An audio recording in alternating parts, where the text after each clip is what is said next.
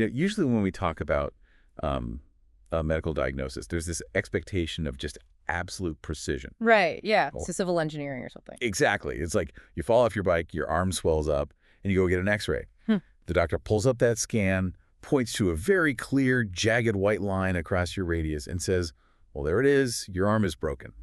It's comforting, really, because it's binary. I mean, the evidence is entirely visible, the categorization is straightforward, and the path forward is just, a cast. Yeah, but then you step into the world of, say, neurodevelopment or autoimmune conditions, and suddenly that pristine X-ray machine is completely useless. Oh, absolutely. We find ourselves looking at a diagnostic landscape that is incredibly murky. It's just symptom clusters, overlapping markers, and these frustrating wait-and-see approaches. Which is, that is the absolute definition of diagnostic muddy waters. You move from a world of objective certainties to a world of probabilities and a lot of judgment calls. And if you are listening to this right now, I know exactly what position you're in. You are sitting at your desk, or maybe commuting, trying to cut through a very similar kind of murky, overwhelming noise in the tech world.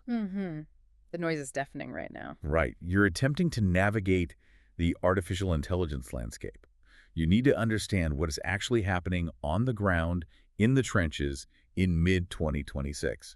Because if you are still operating on the narrative we were all sold back in 2024, you are flying completely blind. Yeah, the foundational assumption of the entire tech industry just 2 years ago was treated as like an unbreakable law of physics. Total gospel. Right. The narrative was that closed, premium AI models, the ones forged by these massive labs with seemingly infinite compute budgets, they would always remain a full generation, if not 2 generations, ahead of open source models. The idea was that a handful of mega corporations would just be the gatekeepers of true intelligence, and everyone else would just be, playing with their table scraps. But looking at the reality in July 2026, that gap hasn't just shrunk a little bit, it has effectively collapsed. Completely collapsed. We are now talking about single-digit percentage point differences in performance between models you pay an absolute fortune for and models you can just download for free. And that shift has completely upended the economics of AI, the legal risks, and honestly, how companies actually build software today. Okay, let's unpack this, because our mission for this deep dive is to serve as your guide through a massive stack of mid-2026 research. And there is a lot to get through. There really is. We are going to rip into the latest Cascade rankings of open source models. Yeah. We're looking at Ray Uswishin's incredible benchmarking report on agentic AI and pulling data from the Stanford AI Index on medicine. Plus the Dualite coding benchmarks and a whole host of engineering logs. Right. The goal here is to figure out where the lines between frontier and open source models have blurred and to decode what the word open actually means legally. Because, spoiler alert, it is a total minefield. Like massive minefield. And finally, we want to give you a practical, concrete blueprint for how to actually architect your systems right now. Yeah, because to even begin grasping how open source managed to catch up so violently, we have to look at the moving target that we're actually chasing. The frontier. Exactly. We have to look at the frontier. And the sources reveal that the way we measure machine intelligence has undergone this massive paradigm shift. Ray Uswishin's report introduces this concept called the jagged topographic frontier. And I love that phrasing. It paints such a vivid picture. It really does. It completely destroys the old idea of a simple leaderboard where, Model A is just flat out smarter than Model B. Yeah, the central thesis there is vital. AI capability is no longer a scalar number. You can't just assign an IQ score to an AI and rank them 1 to 10. Right. Intelligence in 2026 is a terrain. It has deep valleys, rolling hills, and incredibly sharp high peaks. I mean, consider that in just an 8-week window between late March and late April of 2026, more than 15 serious frontier models entered general availability. 15 in 2 months. And every single one of them carries a completely distinct cognitive signature. The report uses a brilliant analogy for this. It says that averaging benchmark scores into one single leaderboard number is like treating a blood pressure cuff and an electrocardiogram as interchangeable, just because they both ostensibly measure heart health. Which is crazy. If a doctor averages your blood pressure and your EKG rhythm into a single number, they haven't given you a health score, they've just given you garbage data. Exactly. The blended average actively obscures the underlying reality. A model might be an absolute genius at formal logic and entirely incompetent at emotional nuance. Which brings up a massive problem for you and me, and really anyone trying to choose a model. Right. If those single-number scores are a trap, how do we actually evaluate the big three premium players in the room right now? I'm talking about OpenAI's GPT 5.5, Anthropic's Claude Opus 4.7, and Google's Gemini 3.1 Pro preview. We have to look at the specific instruments, the specific benchmarks, and understand the cognitive capacity each one is actively measuring. Because by early 2026, the industry had completely outgrown the old tests. Like, remember MMLU? Oh yeah, the massive multitask language understanding test. Right, the one that had questions from 57 different subjects, like history, math, and law. That used to be the absolute gold standard, but it reached complete saturation. Meaning the models got too smart for it. Exactly. Multiple models were scoring so high they were functionally beating the human expert baselines. The test just stopped being useful for differentiating the best models because they all aced it. So researchers had to build way harder tests, like GPQA Diamond. Yes. GPQA Diamond is such a fascinating benchmark. It tests graduate-level scientific reasoning in physics, chemistry, and biology. But what makes it special is that it is specifically designed by domain experts to be Google-proof. Wait, back up. What does Google-proof actually mean in this context? Because I feel like I can Google the answer to almost anything. I get that, but it means the questions are formulated in such a way that the answer isn't just sitting in a textbook or on Wikipedia waiting to be scraped. Oh, I see. Yeah, you might be given a novel chemical structure and a set of entirely theoretical constraints, and you're asked to predict the thermodynamic outcome of a reaction that has never actually been run in a physical lab. So you literally cannot search for the answer. Right. You have to reason through multi-step inferences, applying foundational laws to novel scenarios, just to find it. That sounds impossibly hard. It is. Human PhD experts score between 65 and 74% when answering questions in their own specific fields of study. Non-experts with 30 minutes of unrestricted web search access score about 34%. Wow. It's a test of pure, applied scientific reasoning. Yeah. So how are the big three models actually doing on it? Well, in May 2026, Gemini 3.1 Pro preview hit 94.3%. Oh, Claude Opus 4.7 hit 94.2%, and GPT 5.5 hit 93.5%. that is just, I mean, it's mind-blowing. They are all beating the human expert ceiling by 20 to 30 percentage points. Structured scientific reasoning is, for all practical purposes, solved at the frontier. Solved. That's wild. Yeah, the differentiation between the top models in that specific cognitive valley has essentially collapsed. But then you flip the page in the report and look at another test, Humanity's Last Exam, or HLE. Right, HLE. This one tests the cross-disciplinary edges of expert knowledge. And suddenly, the model scores just plummet. Claude Opus 4.7 leads the pack at just 54.7%, even with tool use. And meanwhile, human experts still score around 90% in their own domains there. So the machines are still struggling when they have to synthesize knowledge across wildly different disciplines at the very edge of human understanding. Which perfectly illustrates that jagged frontier we were talking about. They are superhuman at isolated, deep scientific logic, but brittle when asked to cross-pollinate ideas the way a human polymath might. I want to get to the specific personalities of these models because Uzwishin's co-files of the big three are just incredibly revealing. They really are. He maps out the peaks and valleys for each one. Let's start with GPT 5.5. He calls it the ambitious formalist. The title captures its behaving perfectly, honestly. OpenAI's GPT 5.5, which was released in August 2025 and heavily updated since, it occupies a really unusual position in this cognitive topology. Well, so? According to the Artificial Analysis Intelligence Index, which is an aggregator of 10 standardized evaluations, GPT 5.5 leads the pack with a composite score of 60. Okay, so it's smart. Very. It also dominates on ARC-AGI-2, hitting 85%.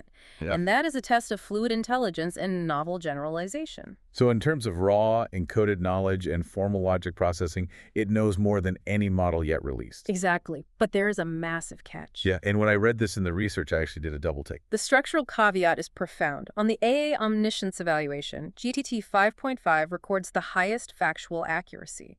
But simultaneously, it has the highest hallucination rate at the frontier, sitting at 86%. Okay, we need to pause on that. 86%. Yep. Are you saying that 86% of the time when the model does not know the answer, it just makes something up instead of admitting ignorance? The data absolutely supports that conclusion. And this isn't a glitch or a bug. It's intentional. It is diagnostic of how the model's reward mechanisms were tuned during training. GPT 5.5 is trained to attempt answers in situations where other models would pull back and abstain. So it is, at its core, an ambitious guesser. Yes. When the necessary information is recoverable from its weights, it succeeds brilliantly. When the answer is not recoverable, it confidently fabricates plausible-sounding connections. So if I am using this for computational research, or writing Python code, or automating terminal commands, basically anything where I can instantly compile the code and verify if the model is right or wrong, GPT 5.5 is a powerhouse. Unmatched at the frontier for those specific verifiable tasks. Because it's going to try wild, ambitious solutions that might just work. Right. But if I'm a lawyer looking for case law to cite in front of a judge, or a doctor researching a rare disease interaction. Or a historian needing a primary source citation. Exactly. An 86% hallucination rate when it encounters a gap in its knowledge is a ticking time bomb. It is a massive liability. Which brings us directly to a contrasting philosophy. Anthropic's Claude Opus 4.7. Which Usu Shin profiles as the reliable polymath. Right. Opus 4.7 was built for a completely different equilibrium. Where GPT 5.5 reaches for an answer at all costs, Opus 4.7 reaches for honest abstention. Honest abstention. I really love that concept. It's almost like a form of artificial humility. It is. It is explicitly trained to admit when it lacks the information necessary to provide a factual response. And the result of that training? The result is that it has the lowest hallucination rate at the frontier, dropping all the way down to 36%. That's a huge difference. Massive. And crucially, it leads SWE Bench Verified at 87.6%. And SWB Bench Verified tests real-world software engineering capabilities using active, complex GitHub issues, right? Exactly. So if your daily work involves citation-dependent scholarship, expensive literature reviews, or drafting legal research, Opus 4.7 produces far fewer answers under genuine uncertainty. It plays it safe. Yes. The answers it does produce carry the lowest fabrication probability available on the market today. But that peace of mind is not cheap. No, it is not. The pricing for Opus 4.7 is steep. It's $5 per million input tokens and $25 per million output tokens. Plus, the research notes that the specific tokenizer Anthropic uses on 4.7 actually produces more tokens for the exact same amount of text compared to older versions. Oh, wow. So your effective cost is even higher than the sticker price implies. Exactly, which is what makes the third major player so fascinating right now. Google's Gemini 3.1 Pro preview. Yeah, Gemini represents the economic middle ground of the premium tier. It is structurally compelling because it manages to tie Claude on the Composite Intelligence Index, but it achieves that performance at a fraction of the cost. A fraction. How much cheaper are we talking? Google charges $2 for input and $12 for output per million tokens. That is roughly 1/5 the cost of Claude Opus 4.7. And it still boasts that massive 1 million token context window. I know some of the experimental versions of Gemini 2.0 and 3.0 even push 2 million tokens. Yeah, and that context window fundamentally changes how you interact with the model. How so? If you need to drop an entire code base, a year's worth of financial reports, or a complete library of PDFs into a single prompt and ask questions across all of it simultaneously, Gemini's architecture is incredibly well suited for that specific task. So what we're really talking about here is this sort of reliability gap. Yes, exactly. If you take one thing away from this breakdown of the premium frontier models, it's that you have to treat model selection as a deliberate architectural choice.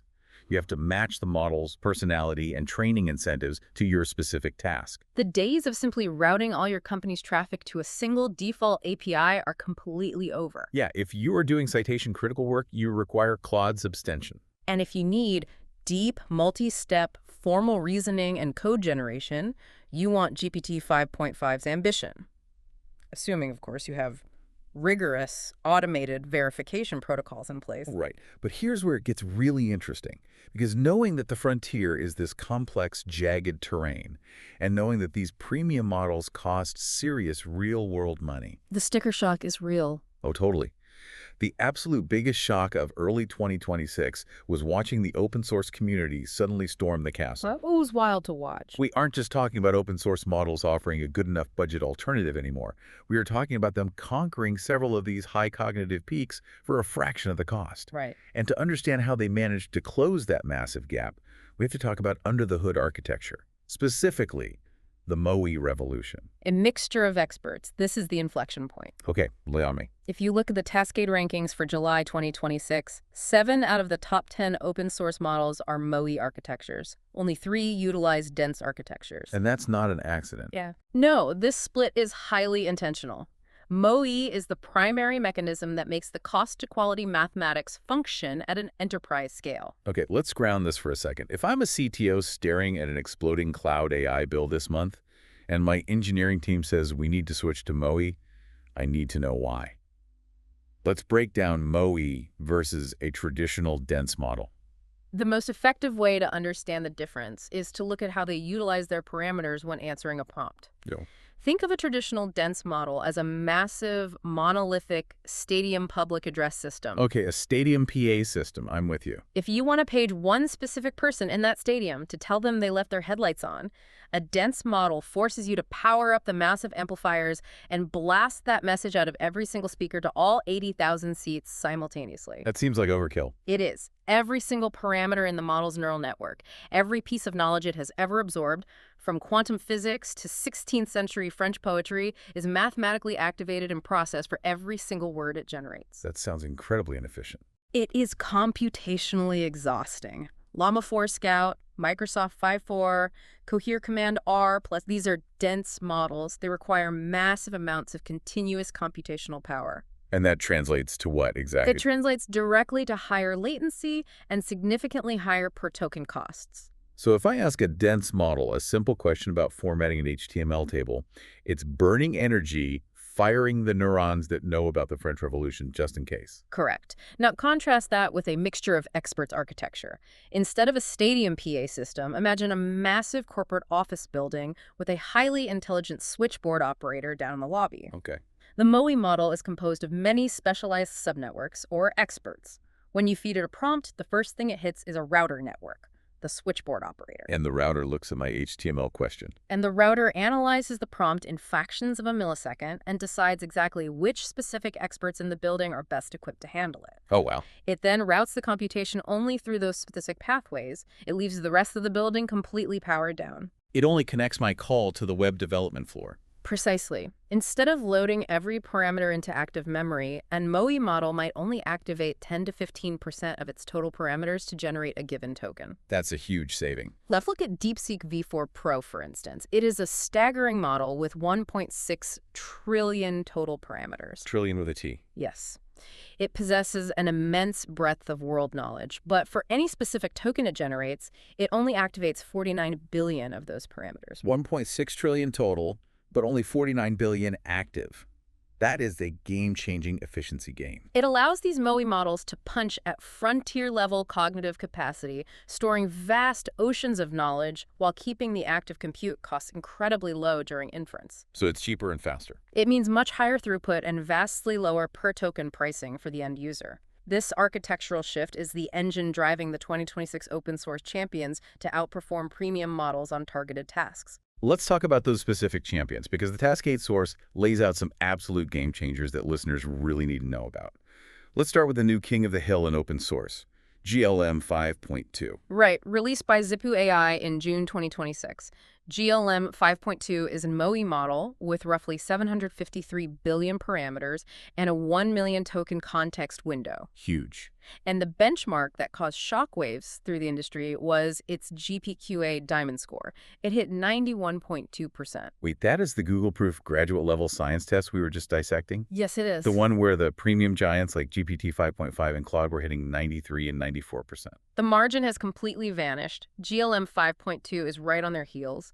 Furthermore, the data shows it matching or occasionally beating GPT 5.5 on long-horizon coding tasks. And it does that at what cost? At roughly 1/6 the inference cost. The open source community has definitively caught up on graduate-level scientific reasoning. And then you have a model like MiniMax M3. This model took the absolute crown for SWE Bench Pro, scoring 59.0%. Now, we should probably clarify what SWE Bench Pro actually is, because the distinction really matters. Yeah, it's the contamination-resistant version of the software engineering benchmark. Right, because contamination is a massive issue in AI benchmarking. What happened was that OpenAI and other labs realized that many models had accidentally memorized the answers to the standard SW Bench verified test. Because the test is based on real GitHub issues. So the models had just scraped the solutions from the internet during their training phase. They weren't actually reasoning, they were just regurgitating the answer key. Exactly. The industry calls those gold patches, and they were lurking all over the training data. SWE Bench Pro fixes that by using novel, isolated issues to ensure the model is actually performing original software engineering. And MiniMax M3's 59.0% is the highest open weight score recorded. To put that in perspective, it beats the scores that premium models like GPT 5.4, Claude Opus 4.6, and Gemini 3.1 Pro posted when they initially launched. Wow. Plus, MiniMax M3 boasts a 1 million context window and native multimodal input. Meaning you can feed it architecture diagrams, long technical documents, and raw code all at once, and it can reason across all of it. Exactly. But if we are talking about coding, there's one model that seems to have a cult following right now, the agentic coding champion Kimi K2.7 code from Moonshot AI. Kimi K2.7 code is perhaps the most structurally fascinating open model available right now. It is a 1 trillion parameter MoE model that demonstrated a 21.8% performance improvement over its immediate predecessor on the Kimi Code Bench V2. That's a huge leap. But what makes it truly special is the bleeding-edge architecture beneath it. Moonshot founder Zhilin Yang presented the underlying mechanics at GTC 2026. They're utilizing two major innovations. First, something called the muon optimizer. Okay, I have seen the term muon optimizer thrown around in a bunch of technical blogs. What does it actually do? Yeah. Well, without getting bogged down in the complex math, traditional optimizers during the training phase, which is how the model learns to adjust its internal weights to get the right answer, they can be very memory intensive and slightly inefficient. Okay. The muon optimizer is a new mathematical approach that achieves incredible token efficiency. It allows the model to learn deeper representations from the exact same amount of data, just faster. Better learning efficiency. Got it. Right. And the second innovation? A mechanism called Kimi linear attention. This is designed to handle massive context lengths without triggering the quadratic compute cost of traditional attention mechanisms. Okay, let's unpack quadratic compute cost, because that is a concept that trips a lot of people up. If I double the context window, say I go from feeding the model 10 pages of text to 20 pages of text, the compute power required doesn't just double, does it? No, it squares. It squares. Traditional self-attention mechanisms require every single word in your prompt to mathematically look at every other word in your prompt to understand the context. If you have 10 words, that's 100 connections. If you have 1,000 words, that's 1 million connections.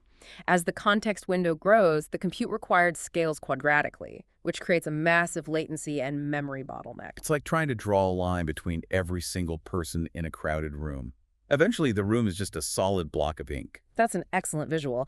Yeah, Kimi linear attention changes the mathematical foundation so that the compute required scales linearly, not quadratically. So 10 times the words only requires roughly 10 times the compute. Exactly. Which allows them to offer a 256K context window with incredibly low latency. The research highlights their high-speed variant, which runs 6 times faster for agent loops. And if you're building AI agents that need to constantly read a code base, write a function, run a test, read the error log, and then rewrite the function in a continuous loop. Latency is everything. Kimi K2.7 code is custom built for that iterative agentic workflow. We also have to acknowledge DeepSeek V4 Pro in this category. Well, absolutely. It is the code and math champion and just a severe economic disruptor. The standard pricing is aggressively low. It's $1.74 for input and $3.48 for output. And it currently leads all frontier models for competitive programming on Live Code Bench, hitting 93.5%. But it carries that severe reliability caveat we discussed earlier with GPT 5.5, right? Yes. DeepSeek V4 Pro actually scores a -10 on the AA Omniscience Index. -10. How do you even score a negative? The index heavily penalizes confident hallucinations. Scoring a -10 means the model produces more confidently incorrect answers than correct ones across that specific factual question set. Ouch. The takeaway is clear, though. It is a fantastic tool for generating code where you can immediately compile it and verify the logic. But it would be catastrophic for drafting legal briefs or summarizing historical events. Completely catastrophic. Okay, so I'm putting myself in the shoes of a lead developer or startup founder right now. I'm listening to this and I'm thinking, well, this all sounds amazing. I can get frontier-level reasoning, massive context windows, and incredible coding performance for pennies on the dollar. or entirely free if I just download the model weights. It sounds like a dream. Right. I am going to rip out our expensive premium API subscriptions tomorrow and pivot entirely to open source. But I have to ask the dangerous question. Let's hear it. If I download one of these open weight models, can I actually use it to run my commercial business, or am I going to get sued into oblivion? Because the term open source feels like it has been co-opted into a marketing buzzword that hides some severe enterprise risks. That is arguably the most dangerous trap in the 2026 landscape. Yeah. The term open source is thrown around so casually by marketing departments. Totally. But for a business entity, you cannot rely on a press release. You have to decode the actual license attached to the weights. The Tascade License Risk Decoder breaks this down perfectly into tiers of risk. First, you have the gold standard, the MIT and Apache 2.0 licenses. Clean, beautiful, total commercial freedom. The bedrock of traditional software. They're the bedrock for a reason. Models like GLM 5.2 and DeepSeek V4 Pro use the MIT license. QN 3.6 and Mistral Large 3 use Apache 2.0. So no strings attached. With these licenses, you can use the model essentially anywhere for commercial purposes, and crucially, you can redistribute your own fine-tuned versions of the model. That's amazing. There is no revenue gate to worry about, no monthly active user cap to track. It is the cleanest, lowest risk commercial use story an enterprise legal team can ask for. And what about Moonshot's Kimi K2.7 code? That utilizes what we call a modified MIT license. It's fundamentally MIT, but it includes an attribution clause that kicks in if you deploy it at a very large scale. So generally safe. It's generally safe for most businesses, but corporate lawyers will absolutely want to read that specific attribution clause before shipping a mass-market consumer product. But then we get into the murky waters. The Tascade report highlights a massive catch-22, the Llama 4 community license. Now, Meta has done incredible work pushing the ecosystem forward by releasing open weights, but this specific license has a massive tripwire hidden in the fine print. It is a severe tripwire for enterprise adoption. The Llama 4 license includes a 700 million monthly active user cap. Okay. If you cross that line, you have to request a bespoke commercial license from Meta. But here is the critical detail that catches companies completely off guard. That user cap is measured against the entire corporate entity, and it is based on the company size from the calendar month before April 2025. Wait, I need to make sure I understand that. April 2025, not today. Correct. The user count is essentially frozen in time based on corporate structures from early 2025. So imagine I run a mid-sized tech company. In 2026, we acquire a huge mobile app company that had 800 million users back in March 2025. Even if those users have absolutely nothing to do with the AI product I want to build today, the Llama 4 license looks at my corporate umbrella, sees the historical 800 million users from 2025, and says, nope, you're over the cap. Exactly. It creates a massive headache for mergers, acquisitions, and large holding companies. I can add it. Furthermore, the license explicitly states that the outputs of Llama models cannot be used to train competing AI models. So, while it is technically open weight, it is absolutely not open source in the traditional software sense. It's conditionally open. Yes. There are binding behavioral and scale restrictions that enterprise legal teams have to continuously navigate and monitor. And then there is what the Tascade report identifies as the API-only illusion. Yeah. And Alibaba seems to be the primary culprit here with their Qwen series. The Qwen family is fascinating. They crossed 700 million Hugging Face downloads in early 2026. They are massively popular globally. Yeah, everyone uses them. But on May 19, 2026, Alibaba released Qwen 3.7 Max. Half the tech press and internet commentators immediately started calling it a new open source triumph. But it wasn't. It is not. It launched strictly as an API-only proprietary model. No model weights were ever published. So if you are an engineering manager and you read a blog post claiming you can self-host Qwen 3.7 Max, the author is just flat out wrong. Yeah. The open weight version that everyone loves is the older Qwen 3.6, which operates under the safe Apache 2.0 license. The confusion is rampant. The two-question rule for any team evaluating an open model is incredibly simple. What are they? 1, can I actually download the raw model weights, or am I restricted to calling an API? And 2, if I fine-tune this model, do I have the legal right to redistribute my fine-tuned version? That's a great litmus test. If the answer to both of those questions isn't a clear, legally sound yes, you have compliance risk that you need to evaluate. Okay, let's say I navigate the minefield. I pick GLM 5.2. It has the MIT license, so I have total commercial freedom. The GPQA diamond scores are incredible. Great choice. I want to self-host it on my own servers. To completely eliminate my API costs and ensure my company's data never leaves our internal network. But the Cascade report does the math on the total cost of ownership, the TCO, versus just using a managed gateway. And it turns out self-hosting is absolutely not a magic bullet for saving money. Not at all. The perception that open source equals free compute is a dangerous fallacy. Let's look at the harsh hardware reality of mid-2026. Okay, let's do it. GLM 5.2 is a 753 billion parameter Mo model.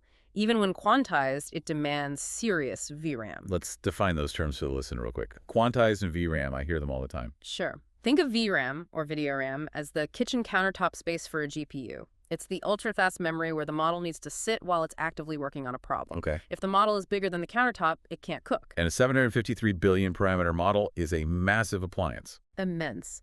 So engineers use quantization. It is essentially a compression technique. They take the high-precision numbers that make up the model's weights, say 16-bit floating point numbers, and crush them down to lower precision, like 4-bit integers. It's like rounding off the decimals to save space. Exactly. It slightly reduces the model's accuracy, but it drastically shrinks the amount of VRAM countertop space required. But even after shrinking it, GLM 5.2 is still huge. Even heavily quantized. To run a model of that scale effectively with acceptable latency for a team, you are looking at needing an 8x H100 GPU node. And NVIDIA H100s, even in 2026 with new hardware hitting the market, are still renting for roughly $3 an hour on the spot market per chip. When you factor in the hardware rental costs, the inevitable idle time when the server isn't being used but you're still paying for it, and the sheer engineering overhead the salaries required to maintain the inference stack, handle load balancing, and push updates, self-hosting GLM 5.2 costs roughly $25 per million tokens generated. Wait, $25 per million tokens. Gemini 3.1 Pro is charging $2 for input and $12 for output. Right. Claude Opus is $5 and $25. You're telling me that taking on the massive headache of self-hosting a free open source model could actually be more expensive than just calling a premium managed API? It absolutely is, unless you are operating at incredible scale. The break-even point identified in the comprehensive Cascade research is roughly 10 million tokens per month per model. Which is a massive volume of text. If your team is pushing less than 10 million tokens a month, a managed gateway where a provider handles the hosting and you just pay them per token to access the open source model through their API wins on every single dimension except total data sovereignty. So it's just not worth the hassle for most people. You get the 4 to 10 times cost benefit of open source pricing without the operational nightmare of trying to keep an 8x H100 node stable. If we pull back and connect this to the bigger picture, if self-hosting isn't cheap unless you're a massive enterprise and the licenses require a law degree to parse, how are smart companies actually building with this technology today? That is the real question. Right. How are they practically merging open source models and frontier models in their daily operations without going bankrupt or getting sued? The most sophisticated engineering teams are completely abandoning the idea of loyalty to a single model. The defining 2026 enterprise mindset is the portfolio approach. The portfolio approach. It is driven by the realization that in real-world production workloads, 80% of tasks are routine, and only 20% are genuinely hard. The old Pareto principle applies to AI. You don't need a PhD to take out the trash, and you don't need Claude Opus 4.7 to categorize a support ticket. Exactly. The architecture relies on intelligent routing. You send the routine 80% of your workload to incredibly cheap, extremely fast open source models. And save the big guns for the hard stuff. Right. You ruthlessly reserve the premium frontier models only for the hard 20%. Platforms like Cascade Genesis are built entirely around this philosophy, allowing developers to seamlessly route data between different models step by step within a single workflow. The Cascade report outlines 5 concrete workflow patterns that are in production right now. Let's walk through a couple of them, because this is where the theory actually hits the real world. Pattern 1 is all about customer support triage. Walk me through that. Imagine a high-volume inbound email pipeline for an e-commerce company. Every single email that comes in first hits MiniMax ABAP. Okay, MiniMax ABAP. MiniMax ABAP is a MOE model that specializes in bulk processing and simple classification. Crucially, it costs almost nothing to run. Right. The model reads the email, classifies the customer's intent, tags the urgency, and assigns a confidence score to its own classification. If it determines it's a simple FAQ like, what is your return policy? It triggers a templated reply and auto-closes the ticket. Boom. 60 to 70% of your support volume is handled instantaneously for fractions of a penny. But if the email is highly complex, say, it's an angry enterprise customer demanding a custom, prorated refund structure based on a legacy contract. MiniMax flags its own confidence score as low. Right. The system then routes that specific high-stakes ticket to a premium frontier model like Claude Opus 4.7. Claude analyzes the contract history and composes a nuanced, highly reliable, personalized response. So you only pay the premium $25 per million token cost when the complexity of the task actually demands it. Exactly. That is incredibly efficient. Pattern 2 is even cooler, I think. It revolves around deep research and data extraction. Let's say you have an AI agent tasked with market research, and you needed to ingest and summarize 30 massive PDF reports from industry analysts. If you naively feed 30 dense PDFs into a premium model like GPT 5.5 or Claude, you will burn through your daily API budget in an afternoon. Yeah, that gets expensive fast. Instead, the portfolio approach utilizes Kimi K2.7 code. Remember, Kimi has that massive 256K context window, highly efficient linear attention, and is incredibly cheap. So it's the perfect workhorse. Kimi acts as the brute force researcher. It ingests all 30 PDFs, aggressively extracts the core themes, pulls out the relevant statistical tables, and formats all of that raw text into clean, structured JSON data. It does all the heavy lifting of reading, and then it hands that structured data over to Qwen 3.6. Yes. Qwen 3.6 takes that highly structured, condensed data extraction and drafts the final, polished, publishable copy. The entire multi-stage pipeline runs at a fraction of the cost of routing the same massive data ingestion job through a single premium API. It's a beautiful, elegant architecture. But what if your company operates in a regulated industry? What if you work in healthcare billing or finance or legal compliance? The rules completely change. The dualized source brings up a terrifying point. In regulated industries, errors aren't just annoying. They're incredibly expensive and sometimes completely irreversible. Absolutely. A hallucinated billing code costs weeks of delays and audits. Hallucinated financial trade can bankrupt a firm in milliseconds. You cannot just let an AI agent hallucinate its way through a hospital portal. The margin for error is zero, which is why the Dualite report introduces a critical framework known as the three-layer rule for AI agents operating in regulated industries. The three-layer rule. Okay, according to Gartner's 2026 AI implementation report, a staggering 67% of AI agent failures in regulated environments happen because engineering teams violate this specific separation of duties. Wow. 2/3 of failures. They make the critical mistake of trying to let the AI do everything end-to-end. Because AI fundamentally is non-deterministic. If you give a large language model the exact same prompt twice, it might summarize a document slightly differently the second time. Oh, great. Or worse, if it's acting as a web agent, it might click a slightly different button on a banking portal the second time. In banking or healthcare, that variability is called a compliance violation. So how does the three-layer rule fix this? What are the 3 layers? The rule is about isolating the non-determinism. Layer 1 is perception. This is where AI truly excels. In this layer, the AI handles all unstructured, messy input. It reads scanned, handwritten medical documents, it classifies X-ray images, it extracts data from poorly formatted PDFs, and it translates all of that real-world noise into clean, structured JSON format.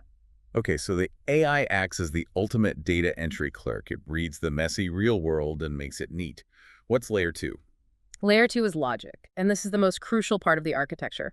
Layer 2 must be deterministic, auditable code, traditional software, Python, Java, C++, Door, not AI. No AI in layer 2, got it. This layer handles all mathematical calculations, database matching, routing rules, and actual interactions with web portals or APIs. If a financial value needs to be calculated and entered into a banking system, a deterministic Python script executes the calculation and pushes the data, not an LLM trying to click buttons on a web browser. Because if a Python script breaks or calculates a number wrong, you can look at the error logs and point to the exact line of code that failed. Exactly. Traceability is non-negotiable. Right.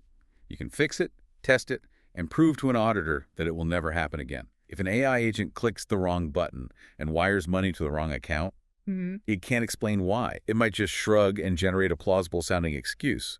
You cannot audit a vibe. You really can't. You have to be able to prove exactly why a system took an action. And that strict requirement leads directly to layer 3, human judgment. Human judgment. Even with AI doing the perception and traditional code handling the logic, A human being must review the prepared work and make the final irreversible decision. A human clicks submit claim or execute trade. Because at the end of the day, a corporation or a doctor or a broker has to be legally accountable for the action. Exactly. You cannot subpoena a large language model. You can't put a neural network on the witness stand. The beauty of the three-layer rule is that it doesn't try to force AI to be something it isn't. It allocates tasks to the component that handles them most reliably, not to the most sophisticated component available. Which is a profound shift from the wild AI will automate entire companies' end-to-end hype we saw back in 2024. It's a much more mature architectural approach. It really is. And when you do structure things correctly, when you apply this rigor and use the right model for the right task, the results we are seeing in specialized fields are just staggering. Oh, absolutely. If this multi-model structured architecture is solving the unreliability of AI in enterprise software, what happens when we apply that same architecture to highly specialized complex fields like media production or life and death medicine? The impacts are transformative. Let's look at media first. The video generation landscape in 2026 is experiencing the exact same cost-to-quality fragmentation and commoditization that we just discussed with text models. The open source video models are catching up too. The data from the 92 Learns blog illustrates this perfectly. On the premium closed source side, you have Google's Veo 3.1. It is a highly capable video model, but accessing it through the API costs roughly $2.50 per 10-second clip. Okay, $2.50 for 10 seconds. To generate 1 minute of 1080p video, you are spending nearly $19, and the maximum duration is strictly capped at 8 seconds per generation. It's priced like you're hiring a boutique Hollywood VFX house. It's great if you need one perfect hero shot for a Super Bowl commercial, but it's completely impractical if you are a YouTuber or an indie filmmaker trying to generate 10 minutes of B-roll. The economics just don't scale for daily creators. Contrast Veo with Kling 3.0 from Kuaishou. Kling offers open access and credit-based generation at just 50 cents per 10-second clip at full 1080p resolution. 50 cents versus $2.50. Generating 1 minute of video costs about $3. That is a 5 times cost differential. Furthermore, Kling 3.0 allows for multi-shot storyboarding, generating connected, consistent sequences that bring the effective production cost down even further. Or look at Seedance 2.0 from ByteDance. That model accepts up to 9 images, 3 separate videos, and 3 audio tracks as multimodal inputs for a single generation prompt, all for around 60 cents per clip. It's amazing. The open and semi-open video models are rapidly commoditizing what was basically considered black magic just a year ago. But while generating cheaper video is fascinating, the most profound and consequential impacts of 2026 AI are happening in medicine. Yeah, let's talk about that. The 2026 Stanford AI Index report dedicates an entire chapter to this, and the findings challenge a lot of our foundational assumptions about how AI progresses. Right. The narrative in Silicon Valley has always been bigger is better. Trillions of parameters, massive data centers. But in medicine, that's not necessarily true. When you look at molecular biology, the Stanford report points out that smaller, highly specialized models are actually outperforming the massive general-purpose behemoths. It's a fascinating architectural inversion. In fields like protein folding and genomic modeling, data quality and architectural specificity are proving far more valuable than raw scale. That makes sense. The report highlights MSA Paraformer, which is a protein language model with only 111 million parameters. In rigorous testing, it outperformed previous leading methods on the Protein Gym benchmark. 111 million parameters is tiny by today's standards. You could comfortably run that on a high-end smartphone. And similarly, GPN-STAR, a genomics model with just 200 million parameters, consistently outperformed a massive 40 billion parameter model on specific predictive tasks. Yeah. What we are seeing is that biological model development is no longer bottlenecked by the size of the neural network.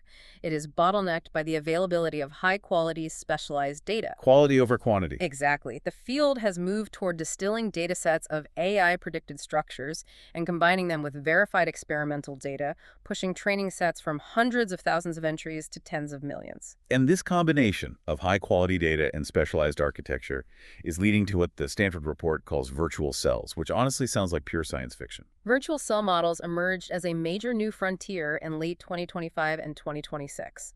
We are talking about models like A002 from the Arc Institute, State, and DeepMind's AlphaGenome. What do they actually do? The ambition of these projects is staggering. They aim to computationally predict exactly how a cell will respond to a novel drug, or a genetic perturbation entirely in silicon without ever running a physical wet lab experiment. Stop and think about the alternative for a second. The traditional wet lab process means physically synthesizing a chemical compound, culturing real cells in a petri dish, applying the compound, waiting days or weeks, and then painstakingly measuring the biological reaction. Right. It costs millions of dollars and takes months. You are saying we can just ask AlphaGenome what would happen, and it runs the simulation. Well, we aren't fully there yet. Current systems still require experimental wet lab validation to confirm the AI's predictions. But the trajectory is clear and accelerating. The potential reduction in drug discovery timelines and R&D costs could be unprecedented in the history of medicine. But the AI revolution in medicine isn't just happening in experimental research labs. It is happening in the clinic right now, today. Yes, it is. The Stanford report notes that AI tools designed for generating clinical notes saw massive, broad adoption in 2025. Physicians are spending up to 83% less time writing patient notes. Which directly combats physician burnout, widely considered one of the biggest systemic crises in modern healthcare. Absolutely. One major hospital system reported a 112% return on investment within a year, just from deploying ambient clinical listening and automated note generation. But the statistic that really stopped me in my tracks was about diagnostic capability. Microsoft built an AI diagnostic orchestrator powered by OpenAI's A002 model, which is one of their heavy deliberate reasoning engines. Oh, I read about this. They tested this orchestrator on complex, published medical case studies. They had unaided physicians, doctors working without their usual search tools and references, try to diagnose these incredibly hard cases. The human doctors scored 20%. Okay. The AI orchestrator scored 85.5%. It is a striking number, but it requires important context. This was not a single AI model guessing an answer. It was a multi-agent system. A multi-agent system. Yes. Multi-agent frameworks, where different specialized AI models debate, verify, and cross-reference each other's work before presenting a final conclusion, have shown diagnostic accuracy gains of anywhere from 7% to over 60% compared to a single AI model trying to solve the problem alone. It's the portfolio approach we talked about for enterprise, but applied to medical diagnosis. The AI is essentially consulting its own internal panel of specialists. Exactly. However, while the technology is advancing at breakneck speed, the regulatory environment is struggling mightily to keep pace. The FDA. Yeah. The Stanford report notes that the FDA authorized 258 AI medical devices in 2025. Which initially sounds like a lot of progress. It sounds like the FDA is adapting. It does, until you look closely at the specific mechanisms of how they were authorized.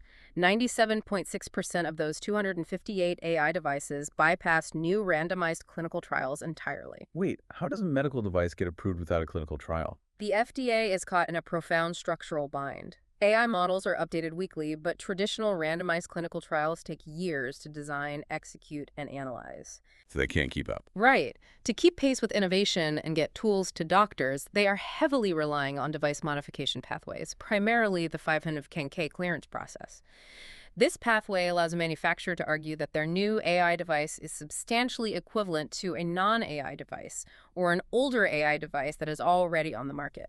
So they rely on the existing safety and efficacy evidence of the old device, rather than running a new randomized trial for the new AI. Precisely. Only 2.4% of the AI devices authorized in 2025 were supported by clinical studies backed by new randomized trial data. That seems risky.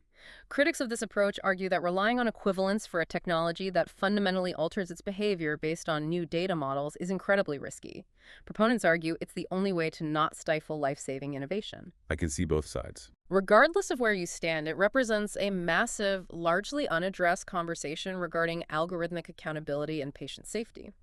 The ethics discussion in medical AI publications more than doubled in 2025, but it remains heavily focused on data governance and privacy. Meanwhile, the framework for actual ongoing algorithmic accountability is just lagging way behind the capabilities. So we need to take a step back and ask, what does this all mean for us? We have multi-agent AI orchestrators beating doctors on complex diagnostics. Yeah. We have open source models writing flawless code on GitHub issues. And we have free models matching the scientific reasoning capabilities of multi-billion-dollar premium networks. A lot to process. If you are listening to this, you might be feeling a bit obsolete. You might be wondering what role is actually left for human beings. But the Wispr research identifies massive structural gaps that models still cannot cross in 2026. The frontier is jagged, and human beings are still standing firmly on top of a few crucial peaks. Let's talk about the uncrossed gaps. The first major gap is the abstraction gap. This is most accurately measured by the ARC-AGI-2 benchmark. Unlike tests that measure memorized facts, this benchmark measures true fluid intelligence. Fluid intelligence. Yep. It tests the capacity to infer complex rules from minimal visual examples and then generalize those rules to completely novel, unseen cases that the model has never encountered in its training data. It's an intelligence test explicitly designed to resist memorization. You can't just scrape the answer key from GitHub. Now, GPT 5.5 achieved an impressive 85% on this benchmark, which represents a genuine, undeniable architectural breakthrough compared to the models of 2024. 85% is high. It is, but the interpretation of that 85% score requires a healthy dose of human humility. Adult humans, when given these same visual puzzles, solve them in about 2.3 minutes on average. Okay. And children aged 6 to 8 still routinely outperform the most advanced frontier AI systems on child-friendly versions of these exact same fluid intelligence puzzles. I want to make sure I am visualizing this correctly.